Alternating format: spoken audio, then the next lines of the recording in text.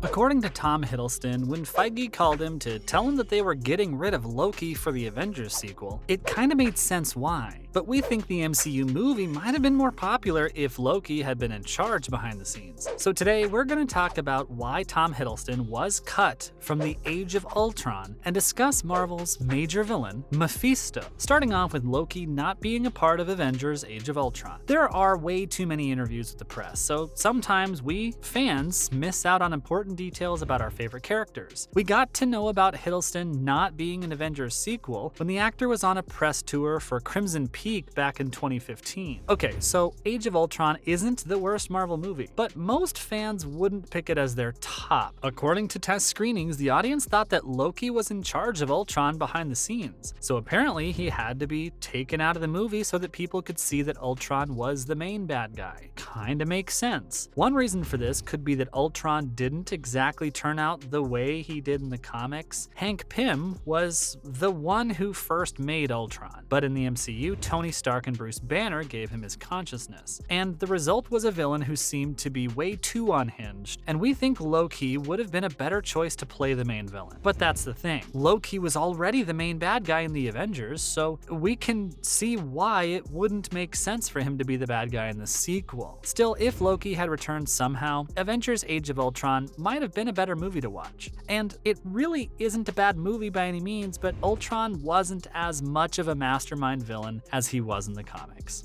Maybe we had better expectations from James Spader, we guessed. Next up, Loki's return to the MCU. It's safe to say that fans weren't left out to dry as Tom Hiddleston returned to future installations in the MCU and now has his own Disney Plus show. He's also set to return for season 2 of Loki, which will likely impact Avengers: The Kang Dynasty. We were introduced to a Kang variant at the end of the first season, and he was in charge of the sacred timeline that Loki and Sylvie broke. But sadly, the next season of the popular show won't come out until the summer of 2023, so we probably won't be seeing Loki for a while. Despite Loki not showing up in Age of Ultron, we think the MCU is in great shape right now, and it's safe to say that Loki's current path has made him a much more interesting character. And we don't really know what will happen next, but it seems like Loki is on his way to becoming one of the top anti-heroes in the MCU, and we're all in for it. Moving on, let's talk about Mephisto. Well, in the comics, Mephisto is a figure that looks a lot like Satan. He lives in a place that he calls both Hell and Hades, but it doesn't look like Mephisto is really the Marvel Universe's Satan. Instead, he seems to be one of the many evil beings who rule over hellish netherworlds, like Lucifer, Hela, and Beelzebub. But safe to say, Mephisto is the most well-known and one of the most powerful of these. His past isn't really clear, but he says a figure made him with the most power, whose death led to the creation of the universe, as a pure evil being. And according to the demon himself, he was there when the progenitor, a celestial being, came to Earth 4 billion years ago to die. This in turn made Earth the place where many metahumans lived and worked. But Mephisto is also a well-known liar, so it's possible that his story might not be true. Followed by, can Mephisto alter reality? Well, for starters, Mephisto is very powerful, which is what you would expect from someone that has always been there. Even though the demon has a very strong, fast, and solid body, he does not need it to live and can also exist as pure evil energy. And when he's in his own realm, he's almost all-powerful because he gets his power from the realm itself, which is a big part of him. He has also shown that he's a master of magic, illusions, the passing of time, and even the nature of reality itself over the course of decades of books. And he has a record for tricking legendary masterminds like the powerful Thanos, which shows how cunning he is. He's also fought Galactus head-to-head, who is basically Marvel's standard for cosmic power, but his weakness is that he can't get good people to do something that goes against their morals, as he needs their free will. Moving on, this brings us to him corrupting pure souls. Mephisto wants souls more than anything else, so that he can keep them in his home dimension, and it seems that the purer the soul, the more the demon wants and values it. But at the same time, this creates a strange paradox. paradox. Mephisto wants pure souls, but as the personification of pure evil, he must corrupt them in order to have them. So he could take power by force, but that's not how he usually does things. Instead, he manipulates people and events to make them do things that are morally wrong. Coming up next, Mephisto frequently clashing with the Earth's mightiest heroes. In the history of Marvel Comics, Mephisto has tried to turn many heroes and villains on Earth bad, and sometimes succeeds in his mission. And among his many sneaky plans, he's best known for putting the soul of Doctor Doom's mother, Cynthia Von Doom, in prison. This led to a fight between the ruler of Latveria, a reluctant Doctor Strange, and Mephisto. Mephisto has also been involved in almost every major event in the Marvel Universe, including Secret Wars 2 and the 2021 Heroes Reborn. He's always looking for ways to do bad things, and it turns out that he's been working behind the scenes as well as when he is directly involved in a fight. What's more, the demon is responsible for erasing Spider-Man's marriage. It's safe to say that one of Mephisto's most famous plans turned out to be one of Spider-Man's most controversial events. In the crossover event, The Clones Saga, Mephisto makes a deal with Peter Parker that lets Aunt May live longer if Peter's willing to change reality so that he and Mary Jane Watson never get married. That is some dilemma. This caused a lot of changes in the continuity of Earth 616, and it also reset Spider-Man's character, turning him back into a single man after years of being married. This also upset a lot of fans who cared about the relationship, which had been thought of as one of the most important in the Marvel Universe for a long time. Not to mention, he created Green Goblin and Ghost Rider. Through various means, Mephisto is also responsible for the creation of some of the Marvel Universe's most iconic figures. Famously, Mephisto is responsible for the creation of the spirit of vengeance, Ghost Rider. The original Johnny Blaze Ghost Rider is bonded to the demonic spirit Zarathos by Mephisto after he makes a deal to cure his mentor's cancer, only to see him die in a motorcycle stunt gone wrong. As we saw in the iconic Nicolas Cage film and over the years, Ghost Rider in various incarnations has gone to be alternately a servant, rival, and enemy of Mephisto. Just as significantly and more recently, it was revealed that Mephisto was ultimately behind the existence of Spider-Man's archenemy, the Green Goblin. Years before Norman Osborn became a supervillain, he sold his son Harry's soul in exchange for wealth and power, which ultimately led him to invent the Goblin Serum and years of torment for the world. That's low, even for someone like Norman Osborn. Last but not least, we've already seen him in live-action movies. Mephisto has been in 2 movies that came out before the MCU came into existence. Yep, when Nicolas Cage played Johnny Blaze in both the 2007 Ghost Rider movie and its 2012 sequel, Ghost Rider Spirit of Vengeance,